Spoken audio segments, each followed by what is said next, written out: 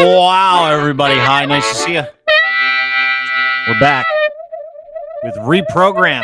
Man, I love these days. We do a bunch of different podcasts now. I know it is the Dean Blundell Show, but anytime you get like one of the most legendary broadcasters to join your network, and anytime that one of the most legendary broadcasters agrees to lower himself to your level to do your podcast with you, it's always a good day. Please welcome to Reprogrammed myself, and of course, you are so humble, and I am not.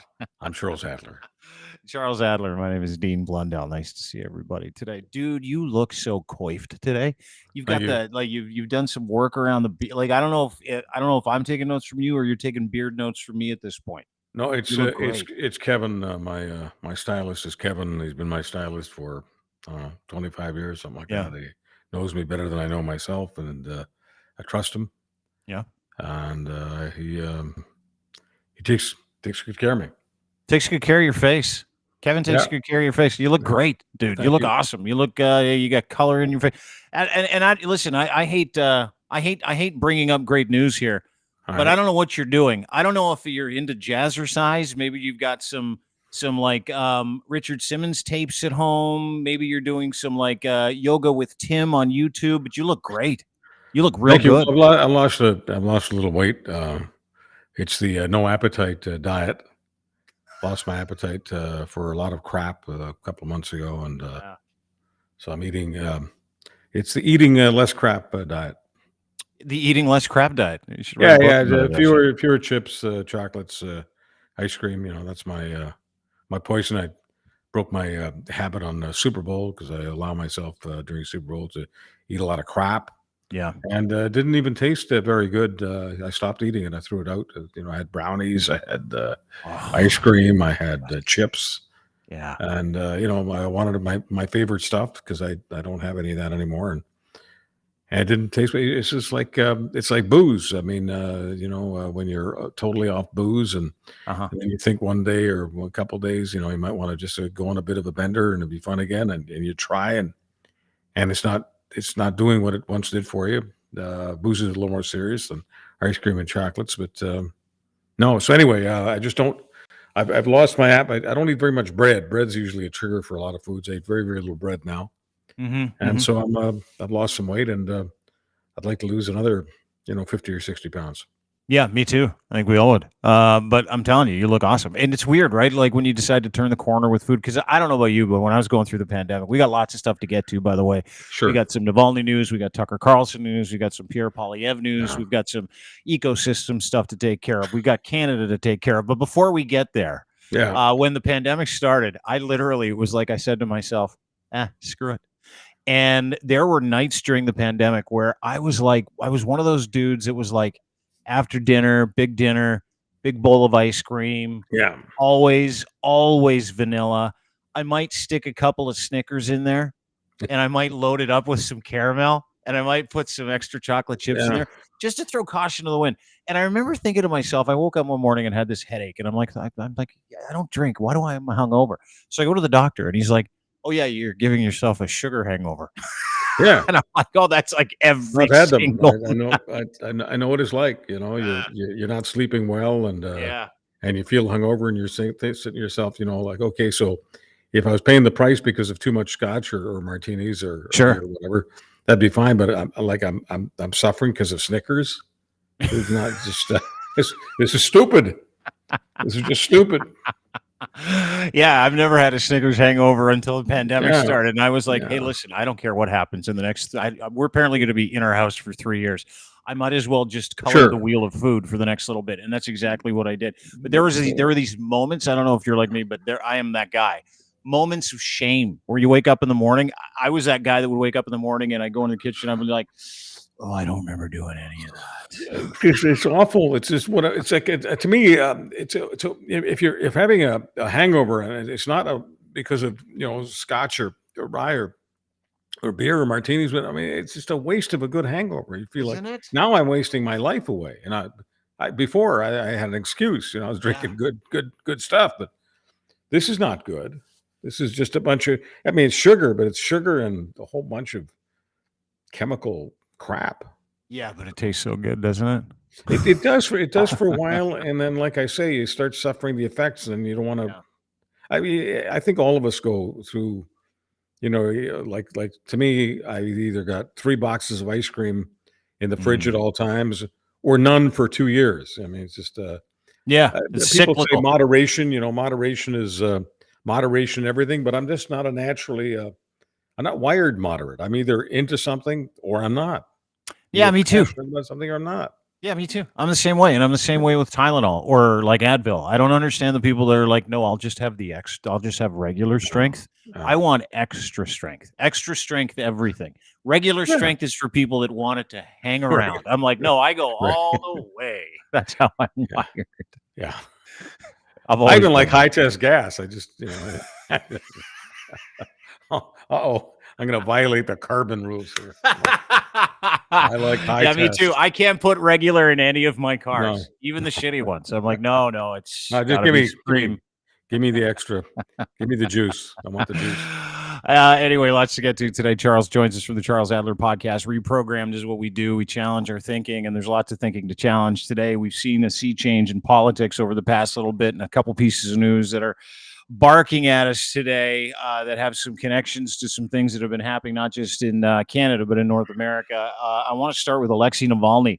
Alexei Navalny died yesterday. News reports out of Russia, Siberia, is that he died of natural causes. He was the only gentleman who was willing to take on the corruption in Russia, and he paid for it with his life. He survived multiple assassination attempts, including when they tried to poison his underwear in a hotel room on a flight, and he almost died in Germany. And he stupidly, in my mind, I mean, he's a martyr now. He goes back to Russia, immediately sent to prison. A couple of years later, he is now dead. Yeah. And the outpouring of support there as we watch what Putin is doing around the world, not just to Ukraine, but what he's doing in the United States, what he's doing here in Canada. And I want your thoughts on Navalny's death, first of all. And then I kind of want to get to the extenuating thing because, for every single Canadian that has said Canada is a dictatorship and it is tyrannical and we have political prisoners. And I mean, come on, we just saw a tyrannical dictator murder his political opponent. So much of the business about Canada being a dictatorship, Canada being a tyranny, so much of that is coming from Russia. Russian bots. There are other bots as well, but so much of it is coming from Russia. Russia has been trying, Putin's Russia has been trying and succeeding for many years in corrupting, brainwashing, if you will, Americans, Canadians, Brits, Germans, others. I mean, this is something they've been doing around the world. But you have to be brainwashed to think that Navalny was not murdered by the Putin regime. As Dean said, they tried to poison him several times, and he had opportunities to live elsewhere for whatever reason. I mean, I don't understand martyrdom. I'm not a good enough human being, I guess, to plug into the idea of martyrdom. He martyred himself. He knew that he was taking a major risk by going back to Russia. He was nominally their opposition leader. He was able to turn out thousands and thousands of people in the streets because he called it like it was. He said that Putin was very much a dictator who was murdering his opponents, suppressing and repressing his opponents, and that he was tied to oligarchs, sometimes called hoods, mobsters, people who control a great deal of wealth in criminal ways, and that Putin was one of the wealthiest people in the world. Most people who study this stuff do believe that. If Putin's not the wealthiest, he's among the wealthiest. He owns dachas, villas everywhere, all kinds of property, access to billions and billions of dollars, regardless of how bad the Russian economy is. I mean, the only person who thinks the Russian economy is in good shape is Tucker Carlson. And he is one of those people, sometimes known as useful idiots, in the West, meaning here in this part of the world, the Western world, who praises Putin constantly. Obviously, Trump praises Putin, others do. Most of us don't really completely understand why people are so smitten by a bad guy, a thug, a hood, someone who kills people like Alexei Navalny. But that's where it is. And here in this country, just dovetailing to politics here, I will never understand why the Conservative Party of Canada, which I identified with for most of my adult life, and certainly identified with it most closely here in Western Canada. I live on the prairie. And here on the prairie, many of my neighbors happen to be Ukrainian Canadians. I'm from the country next door, from Hungary. It's been a natural for me to support Ukraine forever. and I'll always support Ukraine. And Ukraine is a democracy. That's the battleground for democracy right now. That's where Putin has invaded with his troops, destroyed Ukrainian cities, kidnapped children, committed all kinds of war crimes. When I say all kinds, I'm talking about thousands of war crimes. More than 350,000 of his own troops have been killed. He doesn't even repatriate them. He doesn't. He just leaves them on the battlefield to rot. He's just a rotten guy. And for some reason, the Conservative Party of Canada decided very recently to vote against Ukrainian aid because of carbon taxes, because Ukraine has some sort of carbon tax, and there's some sort of carbon tax associated with. Anyway, it doesn't matter. I mean, it's like listening to the Conservatives on this is kind of like listening to Putin. You're not listening to anything that sounds real. But voting against aid to Ukraine, voting to keep them going is crazy. I've said things along that line recently on Twitter since the death of Navalny, and I get blasted. I get ratio torched, whatever you want to call it, on Twitter by all these people who support the Conservatives, who accuse Ukraine of being a Nazi state. In other words, they just repeat the same nonsense that Putin repeats. Do I totally understand why Putin has such a hold on many members of the right in Canada, the United States, and elsewhere? No, I don't think it's rational. But many of these people see Putin as for freedom, as crazy as that may sound. They see Putin as this bulwark of Christian nationalism. The idea of Putin being a Christian is absolutely ridiculous. Offensive. Jesus is laughing somewhere at that, or crying. Mm-hmm. So once again, I don't mean to sound like I've got a tough time understanding how people can side with a dictator, but I do, and I probably never want to be someone who has an easy time understanding. I was born in a Soviet puppet state. I was born in Hungary. I'm a refugee from communism. I was alive in Hungary when Soviet tanks, Putin's people, were literally crushing the uprising, crushing the revolution, crushing the freedom fighters, crushing my neighbors. I mean, I don't need to, read the New York Times or the Wall Street Journal or the London Times to figure out what communism is, to figure out what a dictatorship is. And when I'm told that my country, Canada, the Adler family promised land, when I'm told that this is a dictatorship, but Russia's about freedom, I don't know what to say, honest to God, and keep it clean, because it just brings out the worst in me, and I don't want to sit here with that anger look on my face. But my former friends among the Conservatives on this one are making me angry. Yeah, they should. Yeah, let's get to your tweet. I brought it up today. This is from Charles Adler's account. You can download Charles's podcast anywhere you get your fine podcasts. He just put out a banger with Warren Kinsella, which kind of talks about this. I hate to make you talk about it twice in one day, but different audience. And you're the guy that I think everybody should talk to about this. But you put this tweet out, message to Canadian Conservative friends. To your point, if you insist on resisting aid to Ukraine in the name of fighting carbon taxes, you're disgracing yourselves as Canadians and joining Putin's expanding core of useful idiots in the name of Navalny. Become useful to Canadian democracy. That is now a viral tweet. And not many people have the perspective, the history, and of course, the lineage that you have to be able to talk about this thing. But to your point, these are your conservative, former conservative battery mates. You've watched your party kind of disintegrate into a party of really pro-authoritarian talking points, gaslighting, lying, so that they can, somehow side with an ideology, and that ideology is shared by Russia, shared by Putin, as you pointed out with the Ukraine thing.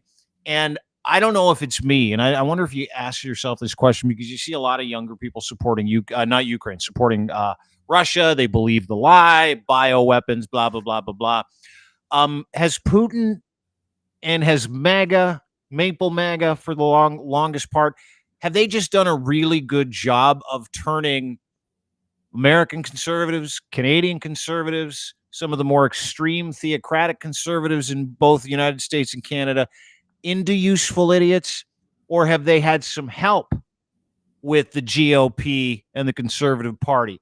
Do you think, and this is my question, do you think Pierre Poilievre and Canada's Conservative Party are useful idiots, or do you think there are threads that are shared between the Conservative Party in this country, the GOP in the United States, and maybe the Russian government to some extent. Well, there's an old expression in the Middle East: "The enemy of my enemy is my friend," and I gather that like Putin's Russia is as homophobic as it gets. There are people in Putin's core who say that there's no such thing as a gay person in Russia. So that's a big thing. I mean, they plug into social conservatism in the United States and Canada. They plug in with that. They're the people who are the most anti-woke, if you will. And just so everyone's clear, that much of the woke stuff, he, she, me, we, don't say he or she, say they. Much of that annoys the hell out of me. I don't call it evil or dangerous or a plot or a conspiracy. But no, yeah, some of the woke stuff annoys me.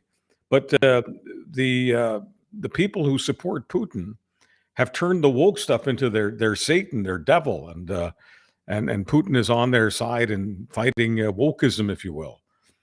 There are people who are Islamophobic. I mean, they hate Muslims, and Putin is with them on that. Even though many of the people he's using, who are from the various Russian republics, many of the people he's using as cannon fodder, sending into a battle in Ukraine, if you can call it a battle. It's a wipeout on any given day. It's just anyway. What Putin is using, in many cases, happen to be Russians. They're technically Russians. Russia's got many republics. It's this enormous country, and many of them are coming from the outskirts of the country, the far reaches of the country, and they happen to be Muslim. But there are many people who are anti-gay, anti-Muslim, anti-modern woman defined as a woman who has a job or maybe a senior job that has busted through the glass ceiling. I mean, there are all kinds of people that some ultra conservatives don't like. They don't like the way the world has gone, and they relate to Putin, who stands for, I guess, the so-called good old days. The problem with all of this is, if any of these conservatives want to visit Russia and see how the Russians live and see their horrible standard of living, I don't know how they can do that and still end up supporting Putin. But ideology is poison, and it poisons everything. And once again, it's not that I'm not pretending to be stupid. I'm not a stupid person. I'm an educated person. But no amount of education can make me understand why a person living in a free country like the United States or Canada can support Putin. I mean, why do people think all those millions of Russians over the years have left Russia? I'm blowing this pop stand. I'm getting out of this fire trap. And they come to Canada or the United States or Britain or Israel or wherever. I mean, the reason Russia exports more people than it does wheat or oil or gas is because the place is shithole. Horrible. Yeah. It's horrible. I mean, it works for Putin and his fellow plutocrats, and they plunder Russia every minute of every day. So they enjoy a great deal of wealth, but very few other people do.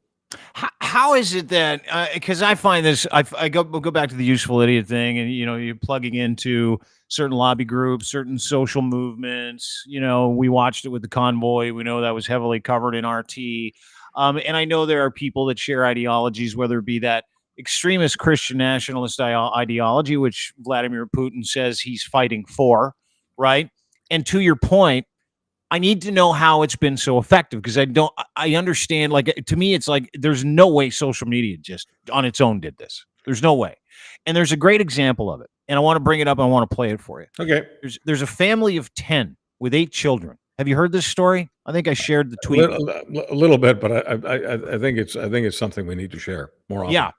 I want to play this video. I played it yesterday in the podcast. And to me, this is the end result of all of that on a human level. Like, there's a geopolitical issue, but there's a human issue, right? When a group of people, a family of 10 with 8 children, decide they need to move to Russia out of Canada because they're afraid for their lives in Canada because it's just too gay. They don't want their kids to be gay. They're afraid of that. They're afraid of the woke and the leftism. And this is the pounding message of Pierre Poilievere. Let me just remind you, this is the tidal wave of messaging, and it comes from one place and one place only. When you decide Guess we got to go to the motherland. That would be Russia. This is a Ukrainian reporter delivering that news story. I'm going to play it for you. It's 3 minutes long. But again, this is the end result of what you're talking about, not just useful idiots, but the end result of the useful idiots passing on that message, or in some case, complicit idiots who are happy to pass on that message, like Pierre Poilievere, because he knows what's in it for him. This family is now destitute. Watch this. Today, let's talk about a Canadian family that has 8 children that sold everything they had in Canada and moved to Russia. The Aren't Feisty family, I hope I pronounced that correctly, moved to Nizhny Novgorod region of the Russian Federation a month ago from Canada to raise their 8 children in the spirit of orthodox values away from the LGBTQ plus community. Well, Canada's not the same country it used to be, and we didn't feel safe for our children there in the future anymore. There's a lot of left-wing ideology, LGBTQ, trans, just a lot of things that we don't agree with that they teach there now, and we wanted to get away from that for our children. Also for economic reasons, for farming, better opportunities, we felt Russia was best. Russia also has the strength to stand up against Western pressures, and yeah, I think it'll stand on its own, and it'll keep that stuff away for many, many, many years. Other countries are under the Western influence and wouldn't be able to stand up against it, I don't think. So, why Nizhny Novgorod? It looks a lot like where we're from. It's got a similar climate, lots of land, lots of opportunities, and the government is interested, or tells us that they are very interested in working with Western farmers and helping us to get established here.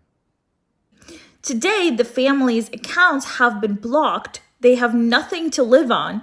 And Feisty's wife has already declared her disappointment with Russia, Russian Federation regional media reported. It is reported that the family moved to Russia to farm. Feisty believes that there is a lot of good, cheap land here. In Canada, the family sold real estate and transferred the funds to a Russian account. The bank found the transfer suspicious, as the Canadians were unable to justify the origin of the large sum in time, and it blocked their accounts. In addition, few bank and government employees understand English well. Canadians have to communicate with them through machine translation, which complicates the process. Now the family has nothing to buy groceries with. Aarons shared the details on his blog. He is still hoping to settle the matter, hoping that a workaround can be found to unblock the account. At the same time, in the comments, he is told that it is unlikely that he will succeed, and it is more likely that he will be recognized as a foreign agent. It's a family of 10. Chuck, your thoughts? Well, these people have been brainwashed, obviously, and they've been brainwashed by some of the best in the business at brainwashing, and they are now victims. They're not victims of liberalism or the LGBTQ community or Justin Trudeau. They're victims of Russian propaganda, and I sit here and I look at all this stuff and I go, you have to be brainwashed, or you have to have some sort of psychological disorder to be open to this stuff. And it just blows my mind that any Canadian family could actually think that they're going to have a better life in Russia. This family has found out the hard way that that's never been true, and it's not true today. I know it's Russian propaganda, Chuck, but entertain me for just 1 second. It's not just Russian propaganda, right? Well, you've got people on the right. You've got people on the right in Canada, the United States, around the world, including many Canadian conservatives who hold the hands of Putin and support Russian propaganda. You don't have to put a gun to my head. I mean, that's as clear as day. That's true. I'm embarrassed to say so, because I'm embarrassed that so many of my former teammates are into this stuff. It's ridiculous. I would say that the number one reason why I identified as being conservative for so many years, whether I was living in the States or Canada, had to do with anti-communism. Tear down this wall, Mr. Gorbachev. That was my team. Proud of Reagan, always was proud of Reagan for many things he did, but especially that. And I viewed conservatives on this side as being the closest to that side. So I don't understand.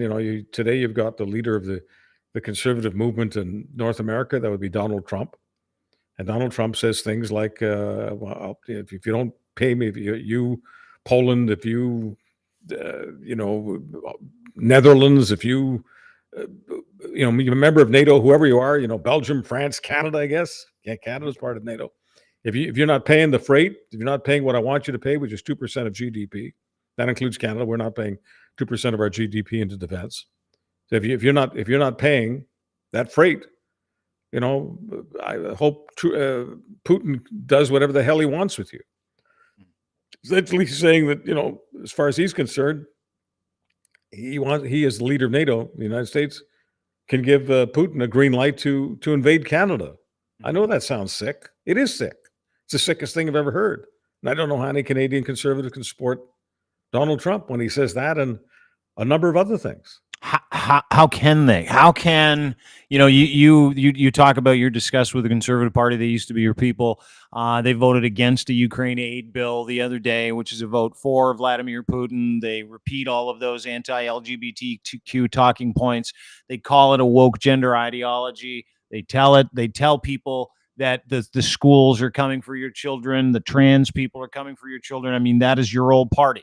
That is the Conservative Party. And they support Donald Trump, and they support all these governors. If you listen to Danielle Smith, she supports the governor of South Dakota and the governor of Florida and all the other so-called MAGA governors or governors who are on the same side as Trump and all of this stuff. There was a time when Danielle Smith was actually supporting Putin specifically, saying that the reason he invaded Ukraine is because Ukraine's got these nuclear missiles, which Ukraine hasn't had for decades. They unilaterally disarmed, and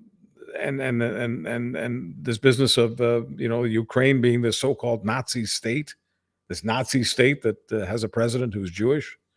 It's all ridiculous. But Danielle Smith and others in the conservative movement have bent over backwards to support Putin against Ukraine. Now, Danielle Smith has walked a lot of this stuff back. A lot of people walk stuff back. I sometimes say that there aren't enough Zambonis in Canada to clean up after so much of the nonsense that is said.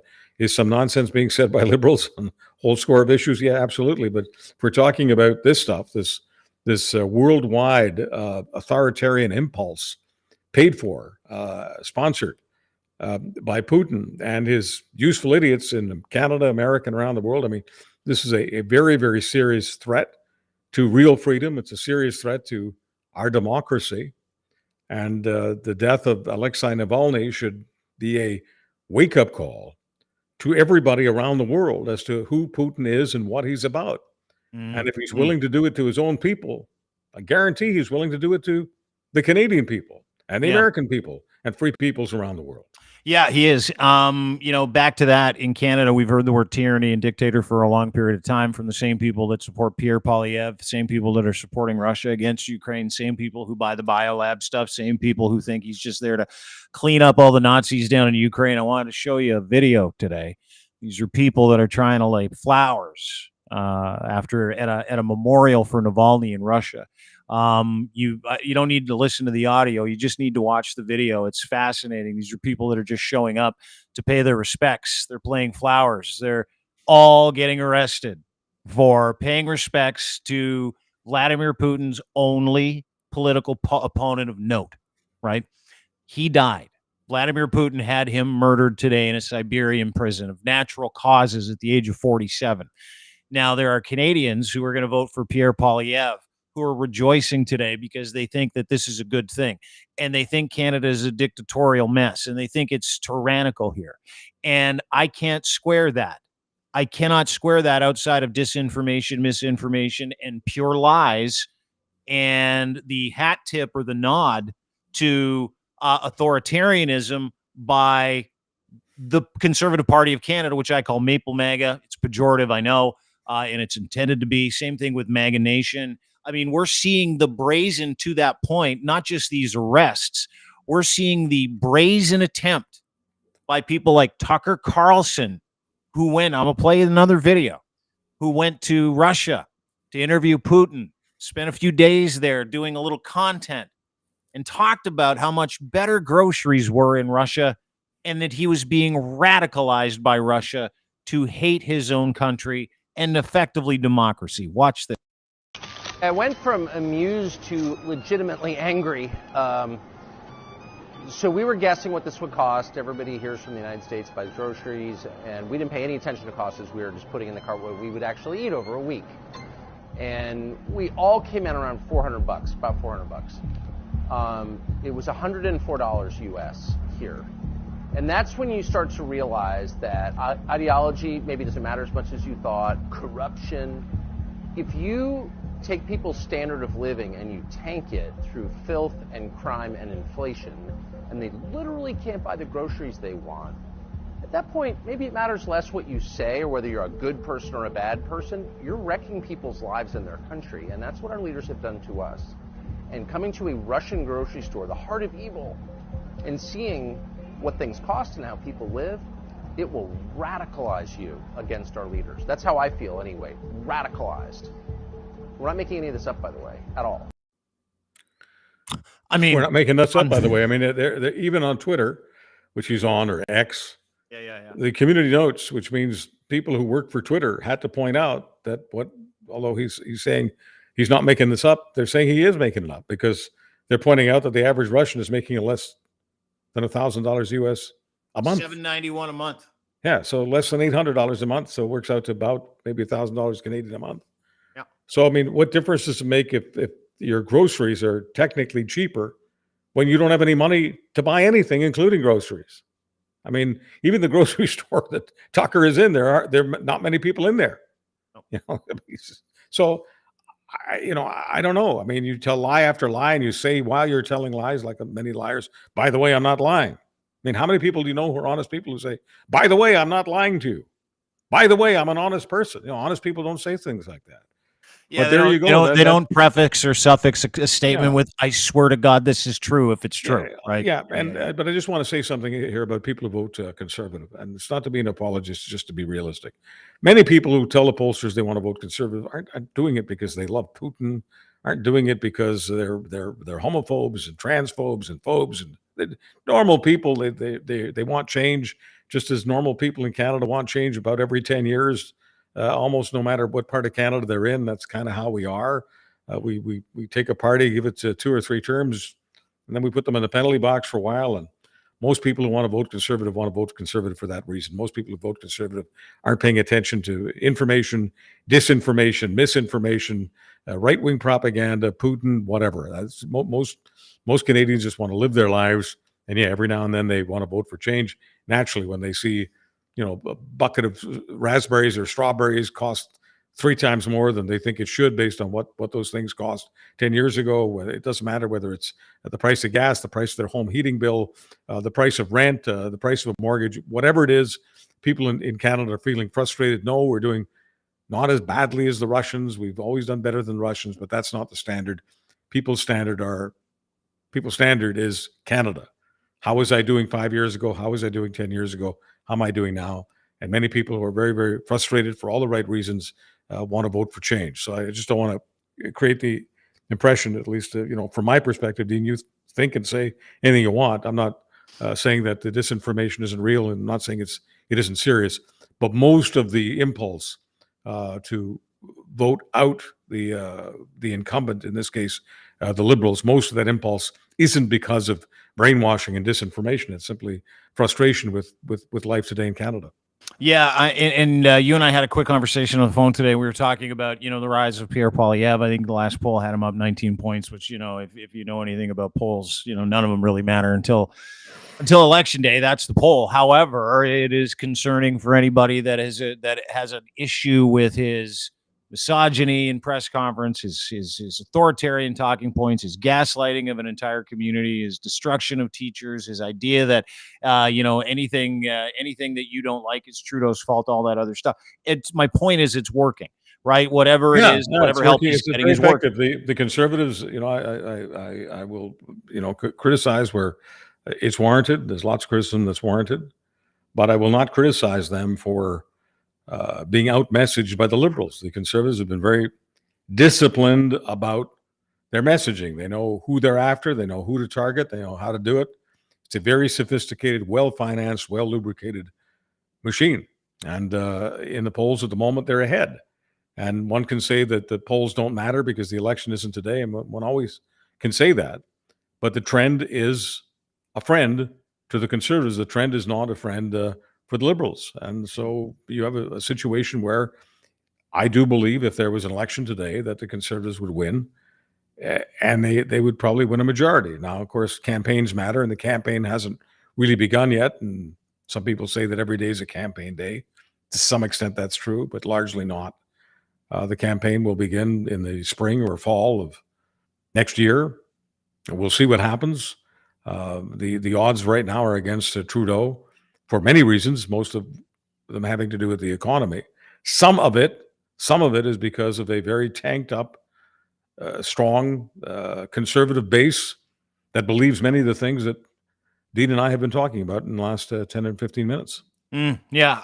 And that brings me to my next point. Even with a lead, we have seen Pierre Poilievre largely go unchallenged in the media. He's been allowed to kind of, recite his gaslighting and his talking points, and he's been allowed to chirp at people. He's been allowed to shit on reporters. He's been allowed to really run amok. I mean, his media plan is we're gonna debase the reputation of media. Anytime someone asks me a question about accountability, I'm gonna put it back on them. I'm gonna ask a bunch of questions and blame Trudeau. We've seen it happen largely over the past couple of years during this eternal campaign, which has been ridiculous in itself. We've seen him go unchallenged. In the past 2-3 weeks, I have seen some Herculean journalism. I've seen people literally go back at him. I've seen reporters literally hold his feet to the fire, and he has collapsed every single time. I've also seen certain publications that you would think would be friendly to him start to say, hey, we need to start ringing the bell. And you're starting to see some of his lies get churned up. The Toronto Star did a big article on him claiming that, 40 people got arrested 6,000 times in a row, and that's Justin Trudeau's fault. All the numbers were a joke. He baked them all, and he was called out there. He was called out in public when he was trying to tell everybody that I can't even remember what the actual gist was, to be honest with you. But he had a big scrum with reporters, I think about a week ago, where he was going back at it, and they summarily tanked him and refused to allow him to change the subject. And that was the first time I've seen that in maybe ever. Why are we seeing this? Because they let him go. Like certain publications, news outlets, reporters let him go. They did a kind of an a la carte thing for his appearances where they would pretend to do press conferences. They give favorable questions to friendly fake outlets like Rebel News, et cetera, et cetera. That's my opinion. But why are we seeing people push back now? Are we seeing kind of, Democratic Canada look at the tea leaves, look at what's going on over in Russia, kind of connect the dots and go, hang on a second, this guy might win, and he's repeating a lot of the same shit that we don't like from authoritarian countries, and he might be in for a long time. Well, reporters have become a little more aggressive, but not nearly as aggressive as I would be. I mean, if I'm an accredited reporter among the national press, not everybody's allowed to be a reporter. Not everyone is allowed to be at those so-called news conferences or scrums. So if I'm an accredited reporter and Poilievre doesn't like my question, and he says, "Who are you? Who are you with?" I mean, I would just respond with, "I'm an accredited reporter. Who are you with? Who are you with, Hoss? What are you doing? You're asking me questions? I'm paid to ask you questions. That's how democracy works. Do you not believe in democracy? Have you got a problem with democracy? We've got a news conference going on right now. Talk to me, chum. Talk to me." Now, nobody is treating Poilievre that way. That's how I would treat him, because it's ridiculous. He is a ridiculous figure. And this is not me speaking as a flaming liberal. This is me speaking as a core conservative. That's what I've been all my life. Mulroney never spoke to the media that way. Aaron O'Toole never spoke to the media that way. Stephen Harper had no love for the media, but he didn't make a fool of himself. He wasn't a ridiculous character going, "Who are you? You're being paid by Justin Trudeau to say this. Here's what I want you to tell Justin Trudeau." That's nonsense. I mean, and someday reporters, I think, If they don't say that to him directly, they will find venues like this to say it. They'll be on TV. They'll be on radio. It doesn't matter how many times is it Pierre Poilievre. Oh, you're being paid by Justin Trudeau. That's pipsqueak stuff. Nobody's putting money in my pocket right now to speak as a free man. I'm a free man in my promised land called Canada, which is not a dictatorship, no matter how much Pierre Poilievre might want it to be. And I've never said that before about any conservative leader or liberal leader or anybody. But I mean, after a while, all of this pro-Putin junk and all of this, who are you? Who are you? Why are you here? Why don't you answer my questions? This is like a terrible impersonation of Vladimir Putin that he's doing. And I honestly do not know how much of this stuff he's doing, how much of it he believes. But he's certainly nothing that I would vote for. I wouldn't vote for a Putin wannabe. I wouldn't vote for Putin. And I wouldn't vote for someone who is licking his boots. And I wouldn't vote for someone who's doing a bad impersonation of him. Yeah, but somewhere, somehow, you talk about certain conservatives that don't buy the Putin messaging, that aren't pro-Russia, that are just conservatives that are going to vote conservative anyway, right? Somehow, that doesn't matter to them? Or is that what you're telling me? According to the polls, that doesn't matter to them? I know many people, like I say, I live on the prairie. Yeah. I know many people in Manitoba, Saskatchewan, Alberta, and I know many people in other parts of the country, but I'm just speaking of people in Western Canada. Do you know anybody in PEI, though? There's a question. No. But most people I know, Western Canada, vote conservative. Yeah. That's what they vote for. And none of them are talking this way. None of them are saying, Chuck, are you being paid by Trudeau? Yeah, but do they not understand that he's repeating those talking points of a genocidal dictator? They pay very little attention to Poilievre. They don't like the Liberals. They don't like Trudeau, and they're going to vote conservative. That's how they are. Do you know how stupid I find that? It's well, you can call it stupid. You can call it anything you like. Look, there are about 30 battleground ridings in Canada, somewhere between 30 and 40, depending on how you slice it and dice it. Which means that more than 300, approximately 300 seats in Canada are not up for grabs.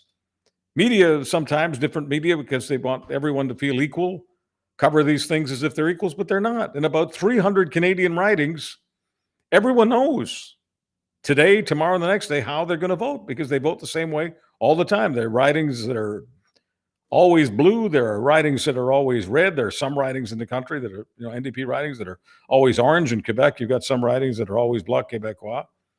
So somewhere between 30 and 40 ridings are battlegrounds. That's where the real battle is fought. That's where they've got the so-called swing voters, people who aren't committed to the blue door or the red door or the orange door. Okay, and that's where the fight is. But in most of these other places, people vote the same way all the time.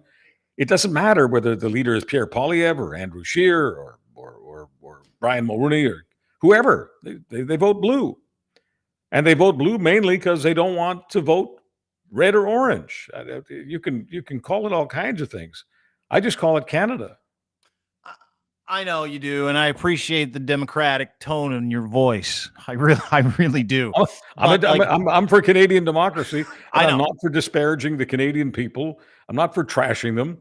One of the reasons that they are relatively predictable is because politics, from their point of view, has not impacted their lives to such an extent that they're overly concerned about it. Now, maybe if we had a Putin-esque government, they'd get very, very concerned about it. But at the moment, for many of these people, it's just politics. And for most of them, they don't really think about the election until a couple of weeks before the vote. It's not that big a deal. Politics is not that big a deal. And you can follow the ratings all you like.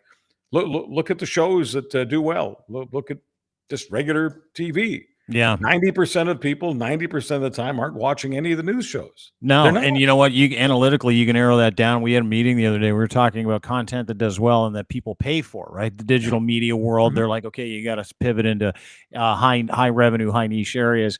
And news is at the fucking bottom. Pardon my language.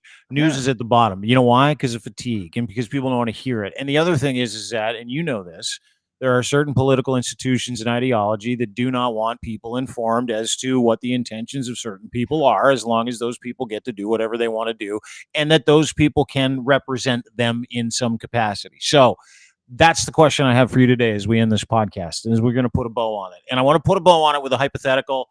And the hypothetical is an interesting hypothetical because I want you to live in a Pierre Poilievere run country. All right. Knowing what you know about him, knowing what you know about the party, knowing that you were a card-carrying member at the core, No, you I are wasn't, I conservative. wasn't card carrying. Okay, sorry, pardon me, card-carrying. No, I wasn't. I was supportive, but I wasn't card carrying.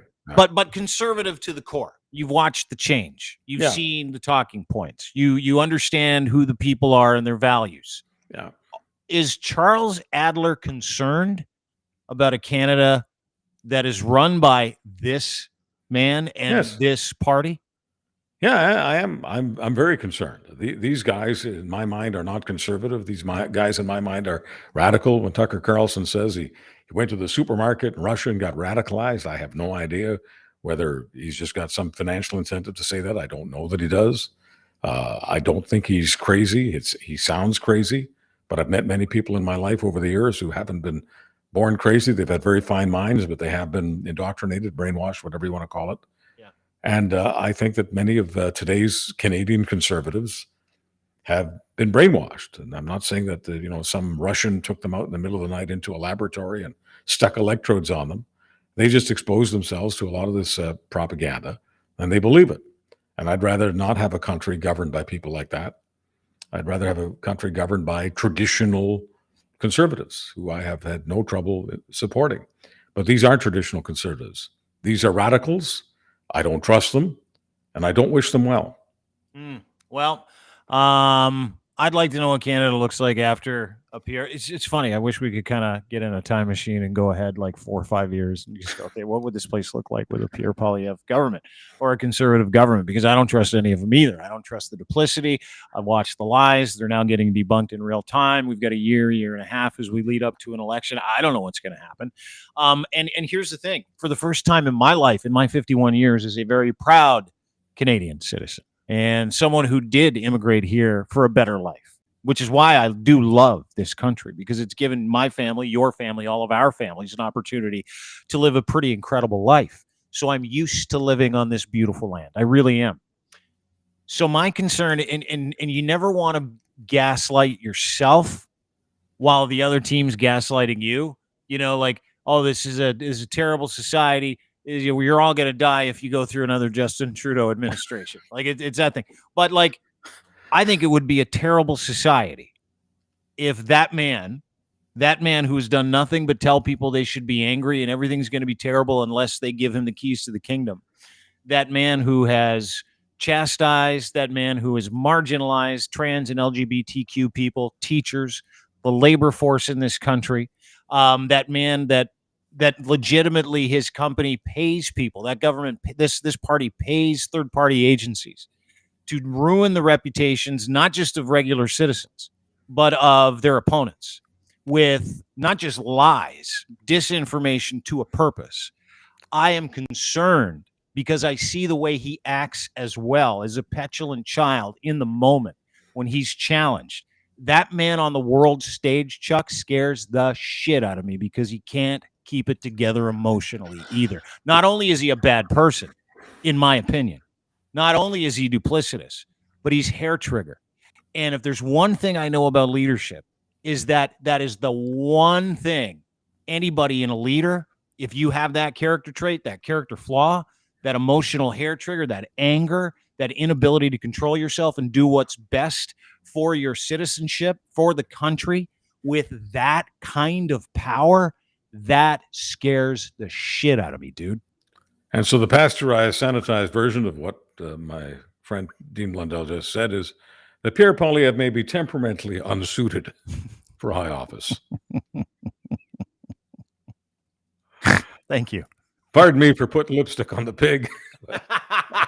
I love the country. I really don't want to believe that we're off the rails, but we've got some problems. Yeah. Thank you very much for backing it off. Doesn't sound so fatal when you say it in a much nicer way. Temperamentally unfit. Charles Adler is his name. He is the voice of media in this country. He is a legend. He is my friend. He is my mentor. His podcast is called the Charles Adler Podcast. And his latest episode with Warren Kinsella is absolutely brilliant. It's some of the best back and forth between two of the most knowledgeable guys on not just this subject, what went on and is still going on between Israel and Hamas. You covered that and had a couple of great laughs in there as well today. So I highly encourage you to go download that. Give Chuck and Warren a follow on Twitter too. Give us a follow on Twitter. Give us a follow on YouTube, Crier Media, as well as Dean Blundell Show. Charles Adler, ladies and gentlemen, my friend and yours, the voice of a nation. Thanks for putting lipstick on my pig. I really appreciate it. I love pigs. I love lipstick. What I do love is I love the people of this country, no matter what part of the country that you live in. I love Canada. I can't thank Canada enough for giving meaning to my life. And I promise you, Canadians, you will never need 1,000 Zambonis to clean up after me. I can't say the same for me, but thank you very much. My name is Dean. I'm Charles Adler. Have a great day, everybody.